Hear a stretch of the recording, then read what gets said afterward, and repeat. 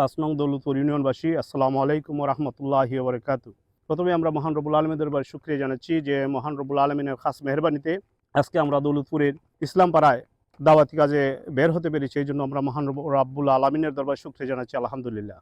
তার সাথে সাথে আমাদের প্রিয় নবী, বিশ্বনবী মুহাম্মদ রাসূলুল্লাহ সাল্লাল্লাহু আলাইহি সাল্লামের দরবারে দুরূদ ও সালাম পেশ করছি, সাল্লাল্লাহু আলাইহি সাল্লাম। সম্মানিত ইউনিয়নবাসী, আমরা আল্লাহর আইন প্রতিষ্ঠার লাগি, সৎ লোকের শাসন প্রতিষ্ঠার জন্য এবং আল্লাহর আইন প্রতিষ্ঠার জন্য নবী যেভাবে দেশ চালাইছেন এভাবে দেশ চালানোর জন্য আমরা সবার কাছে, ইউনিয়নের সকল জনগণের কাছে, মা এবং বোনদের কাছে এবং ভাইদের কাছে আমরা দ্বীনের দাওয়াত দিচ্ছি, যাতে সৎ লোকের শাসন এবং আল্লাহর আইন প্রতিষ্ঠিত হয়। আল্লাহর আইন প্রতিষ্ঠিত একা একা কেউ দ্বারা সম্ভব নয়, সবার সম্মিলিত সাহায্যের মাধ্যমেই আল্লাহর আইন প্রতিষ্ঠা করা সম্ভব।